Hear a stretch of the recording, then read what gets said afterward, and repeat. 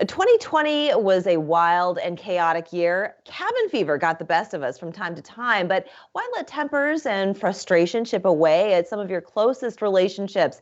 Here to share how to bring harmony back to the home is Damali Peterman, conflict resolution expert and founder of Breakthrough ADR. Thank you so much for joining us. Leyla, thank you for having me today. Happy New Year. Happy New Year. This New Year's going to be our chance to do something great. What do you think? Yes, I completely agree. And I do believe in resolutions. I do believe in fresh slates, things like that. But hopefully not too many people are carrying over into the new year some of the negativity that 2020 presented. How do people get over that? Well, one thing that we like to do is to think about ways that we can help people announce to everyone that they're going to do something great for the new year. And GREAT is our acronym that we're going to use for trying to find a way to show that 2021 will be different than 2020. And so the G in GREAT stands for generate a list of intentions and announce them. How else will people know in the new year that this is going to be different, that you want positive change? Well, what you want to do is you want to write them down and put them somewhere where everyone can see, because we're spending a lot of time with people in the home, perhaps more often now than we did pre-COVID. And so there's a lot of tensions that are running high. And what I want people to do is to write down their intentions, announce them, and then get buy-in from those in the home. Ask them, I'm thinking about working in communication or perhaps time management. What are some suggestions do you have? And get some buy-in from them. Yeah, I'm a strong believer in writing things down as well, whether it's a list to go shopping or if it's goals for my life. I think when you see it on a piece of paper and you read it, something about it just kind of soaks in. But then the act of communicating it to actually put it out there, that kind of holds you more accountable, doesn't it? Absolutely. It's that accountability that we're missing. And, that's one of the things that I really love about 2021 or even a new year is that you have an opportunity to do new things. Yes, most definitely. Before we get into the REAT part of this, I'm curious what the ADR in Breakthrough ADR stands for. Wonderful question, Leyla. ADR stands for Alternative Dispute Resolution, and basically different ways that people can resolve disputes. You're so accustomed to seeing popularized on TV litigation, for example. Well, there are other ways to resolve a dispute. You can mediate, you can negotiate, you can arbitrate. And so we are really focused on helping people to find different ways to resolve their disputes and empowering them to do them themselves without bringing in third parties unless they have to. Compromise. Compromise is a big one. Giving a little bit up to gain a whole lot more. Exactly. What would you say are some of the things that people expressed to you that were some of their biggest challenges in 2020 under the weight of a pandemic and quarantine? Certainly. I think that one of the things that I heard most frequently was etiquette. People lost all etiquette.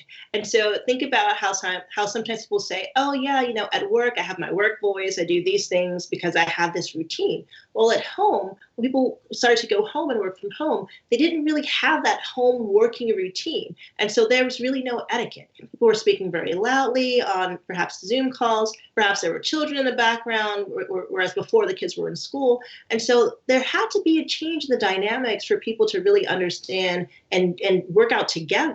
What will our home work etiquette be? And how can we make sure that we're respecting each other's spaces and boundaries and time during this time? So etiquette was huge. It was huge. That is fascinating. Actually, you think of etiquette and you just think of table manners, but it extends to so much more in your life. Okay, so we started with the G for great. Let's get into the R. What does the R stand for? The R is for restarting. I want people to feel comfortable restarting a conversation. How many times have any of us had a conversation that went sideways and we're trying to figure out how did we get here to this awkward, uncomfortable, or perhaps heated situation? Restart, stop it, and then lean in and say, you know what? This didn't really go the way that I wanted it to go. Is it okay for us to restart this conversation? What do you think? That what do you think is key, Leyla, because people need to get buy-in. You're going to hear me say that a lot because conversations and communication goes two ways. And you want the other person to feel like they have a choice in whether or not they should restart the conversation, or they may express to you, actually, I thought it was fine. I'm not feeling the same thing you're feeling. And that can make you, the speaker, feel a lot better as well. And Oh. so I think what people should do is feel very comfortable restarting a conversation. And we're talking about restarting in a new year too. Well, I think this is a perfect place to take a break. We're going to get to the EAT. No, we're not going to have snacks after the commercial. We're going to talk about the EAT in GR.E.A.T after this. We'll be right back.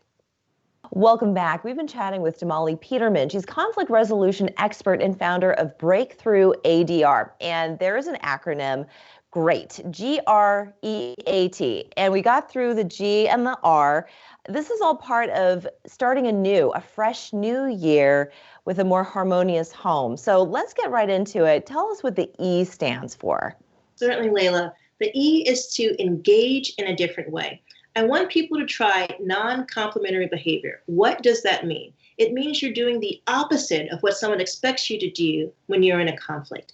Just announcing your intentions is great, but old habits are hard to break, and previous patterns are easy to slip into.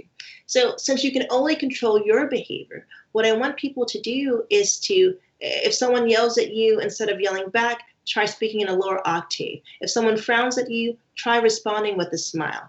By doing the opposite of what's expected during a conflict, you can de-escalate tensions and really change the course of that disagreement to an agreement. So really try non-complimentary behavior. Okay, the facial expression, that's an interesting one. If you smile back at someone who's really mad, don't do it in a patronizing way, because I think that could make someone even more angry. Absolutely. What's funny about that is, is that mirror neurons in our brains are super strong. And there's countless studies showing you that if you sit back, for example, the person's going to sit back too. If you smile, they're going to smile too. But you're absolutely right. You don't want to patronize someone. You don't want to laugh if they're crying. You kind of have to read the room. I completely agree with you, Leyla. And what I want people to think about too is also using their judgment, of course. But to stop a conflict, it's so easy. You think about it, a hit begets a hit, yelling begets yelling. So what we're trying to focus on is how to de-escalate tension during a conflict. Absolutely. And this next one, I really appreciate. It's probably one of the most difficult things for me to do. Apologizing. The A in GR.E.A.T is to apologize. It is difficult for everyone, because apologies come with an admission that something went wrong and that you did something wrong. And so if you are wrong and realize it, I want you to avoid the natural urge to be silent and hope that it just goes away. I want people in the moment, or perhaps later when they've had a chance to reflect, to apologize and explain why you think an apology is warranted. I want you to say something like, I'm sorry when I did X because Y. And make sure that the apology is genuine and sincere. There's nothing worse than an apology that's sort of, I'm sorry if you felt bad when X happened. That's the worst apology. I'm sorry you feel that way. That's so passive aggressive. Yeah. It's like insult to injury, right? Yeah, exactly. Or insult on the wounds. All right, the final one is T, and this is a big one. T is huge. Try, and try again. Change takes time. Give yourself some grace. If you made it to 2021, you've survived an unusually tough year by many measures, right? And so these are tips that you have to try. Just like any sport or activity that you want to get good at, you have to keep practicing.